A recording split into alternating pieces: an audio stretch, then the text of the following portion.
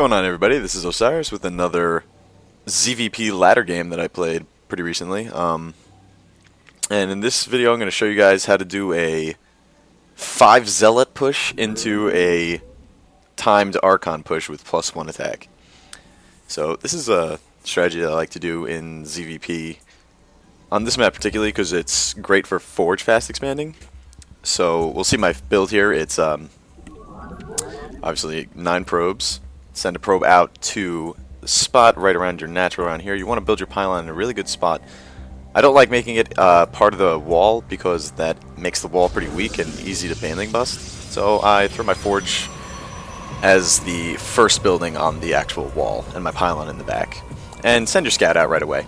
Because the most important thing you want to do against Zerg on these maps, or for this strategy in particular, is delay his expansion for as long as you possibly can. So I'm going to keep getting up to 11 probes. I'm going to chrono boost once pylon goes up while scouting at the same time. Let's get on everybody's view here. You see he spawned at the 12 o'clock and I'm on the 6 o'clock. This map has pretty close spawn locations, so it's makes this build even a little bit stronger. At 13 I'm going to send my other probe out to build the forge. And I usually keep him around here actually, but I decided to send him back on this one. And it's important to keep producing probes while scouting at the same time. I scouted his base. I see no pool, but he could have thrown it in the back right. Let's see if I saw that. I didn't, so I assumed he didn't have it yet because I saw him sending out a drone to make his thing. Throw up a pylon just so he can't get his hatchery up when I'm letting my probe regenerate its shields. And as always, keep producing probes. Chrono boost as often as you can. You could use it more because you're not going to have warp gate as soon in this build. I actually cancel my pylon there, and that probably wasn't a smart thing to do because I'm going to make another one. And that's kind of a little bit of waste of resources, but whatever. The most important thing is that you delay the hatchery, and he forces him to go into a spawning pool. Most of the time I'll just let that pylon stand up. So I throw my first cannon down because I know he has a spawning pool. I could have got a Nexus first, but he had his drone there, so I just decided to throw the cannon. Some of the Zergs you'll play on ladder like to, build hatcheries there. I think it's stupid, but it can be annoying. So I usually cannon first. And you're going to keep producing probes. Actually, didn't chrono boost as much as I should in this game. That was a mistake. And I threw another cannon down. That was actually probably another mistake, but it's not too much of a big deal because his hatchery is very delayed because of that pylon, and my probe annoying the crap out of him. So it's fine.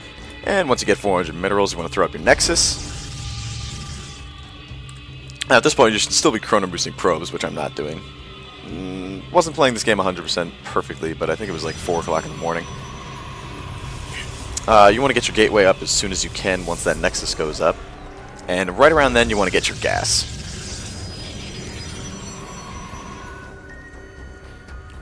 And as the minerals come in, you're going to want to throw down one more gateway. And then once that gateway finishes, you're going to want to throw down a cybernetics core. I actually got a pylon first here. I could have gotten the gateway first. That's usually what I do. It's not too big of a deal.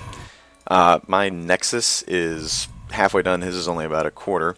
And I lost my probe, my scouting probe in his base because he overproduced Zerglings, which was kind of a mistake on his part. You should only make 2 or 4 Zerglings to carry that pylon and then scout.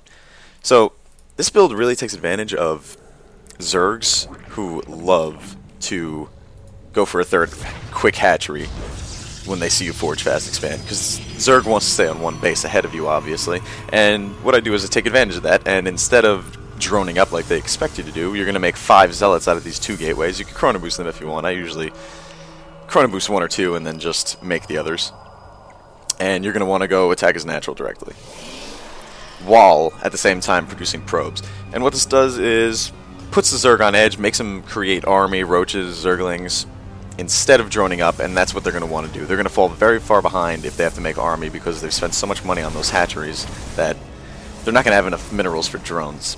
So what you're going to do basically is take a eco advantage by just chrono boosting your probes out, sacrificing tech for a quick zealot attack and just having more probes. We'll see right now I'm pretty much beating him in harvesters already because he hasn't had time to catch up yet. Throw down another cannon in case he's going for some kind of roach all-in because I don't have a scout out, even though I should. That's probably a good idea. Always keep a probe scout out, at least somewhere hidden on the map, like over here or so. At one of the bases that you think he's going to take his third. I didn't even know that he was taking his third, but I assumed, because so many of the Zergs do like to do that when you forge fast expand. It doesn't really matter if he wasn't, though, because I'm still going to do this rush anyway. So I get my 5 Zealots and I move out. So let's take a look at his view. So he sees the 5 Zealots and he's been droning up. You know, he doesn't have too much time to react to this. So he throws on another Spine Crawler. That's a pretty good idea, I guess. But it's probably not going to be enough, because another reason this map is so good to do this on is Spine Crawlers. If you time it right, they're not going to be able to really defend his ramp into his main. And that gives you the chance to run by into his main, which is going to be completely undefended, and you could really do some serious damage. So we see here him reacting. He's making some Zerglings probably, and Zerglings are absolutely terrible against Zealots. We see here about 10 of them losing my 5 Zealots easily, even with him microing them. And from here, you're going to force drones to have to be pulled to natural, and you could do some damage. You could take out his spawning pool, which would be huge, take out a queen, or take out the Roach Warren, which I see. So I go for the Roach Warren first because it's the highest tech, and I see he's at Lair already, and going for the Roach upgrade because his buildings do its little jiggly thing.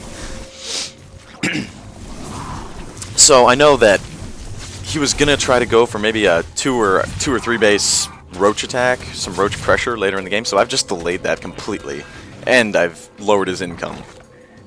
And we'll notice, what am I doing as I'm attacking? I'm not just focusing completely on this attack. I'm going home, I'm building probes, getting my warp gate technology, getting 3 more gateways up, and I'm getting up to 6 gates. I got my Twilight Council while I was attacking, and I'm getting charge up, and I'm still producing probes. So that's what you got to do. If I scouted, you know, him already having 5 or so roaches, I would have thrown 1 or 2 more cannons right up at my front and started producing Stalkers and Sentry, while trying to delay him as much as I can with my Zealots. So I almost got the spawning pool there. That would be huge. He has to reproduce his queens. And what is it? I'm thinking, what is he going to be doing right now? Well, he could either attack me and all in, or he's going to go for, you know, he's going to try to re-eco up and try to catch up with me economically. So I assumed he was going to do that. And it doesn't really matter what he's doing at this point, because I did enough damage to him that I think I'm going to be able to kill him. So I throw my Templar Archives up at about 10 minutes. That is about the perfect time. He sends in his Overlord Scout, that's fine. You're going to want to chrono boost your ground 1 weapons. And as soon as your Templar Archives gets up, and there's no scouts in your base, you're going to want to just produce up to 3 Archons. So, I mean, 3-4 Archons, you're going to want 6 High Templar. And the rest you're going to get is Zealots. I don't usually make any Stalkers or Sentries besides the ones that I already have from the beginning that have their energy up, just to save gas in case the attack doesn't work. So let's go back to his view here. Yeah, we'll see he's droning up. I think he went for a Spire and then he canceled it because he saw the Temple Archives. If you're a Zerg player, I would say Spire is probably the worst thing you could possibly do in this situation because it takes way too long to get up, and it's just not good against Archons because I could just push your base while you're trying to harass my my main base, and I'm just gonna be able to kill you.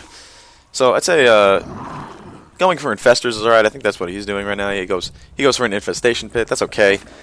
They're not that great against Zealot Archon unless you have him in really high numbers, which he doesn't, or he's not going to be able to have, because he's just going to still have to get Pathogen Glands so he can fungal right away. I'd say the best reaction to a Templar Archives this early is a Hydralisk Den. The problem that he has is he doesn't have enough roaches really to tank for his Hydras, so in his situation, if you're a Zerg player, I guess I would just mass roach and try to win like that. Maybe make a few queens, try some transfuse shenanigans. I'm not 100% sure though. I think that I did a little too much damage to him in the beginning. Another thing, never forget that Archons can't get through your wall. I made this mistake at least 150,000 times. So always create your Templars behind the wall or in front of the wall and then walk them outside and then turn them into Archons. So you don't have to do what I do like half of my games and destroy your Cybernetics core and build another one. Whew, okay. So I got my 3 Archons. I was getting armor, but you don't need it. Armor doesn't really do much because Zealots, it only counts for their health and not their shield. So you get about 100. Well, the 100 health gives you the armor, but the shield doesn't. So the attack upgrade is the most important against Zerg. So he sees my push right now. I don't think he saw any of my Archons. I mean, he really doesn't have anything to deal with this.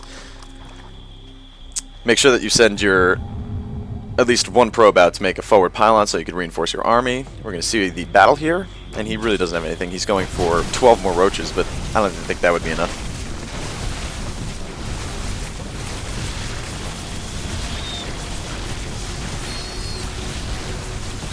Let me see, this army just gets totally annihilated.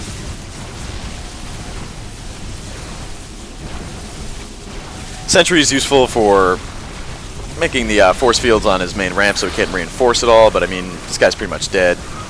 He's got nothing. I think he's out now, and yeah, he leaves the game. So, you know, you could really, really kill a lot of Zerg players this way if you catch them off guard and they go for third base.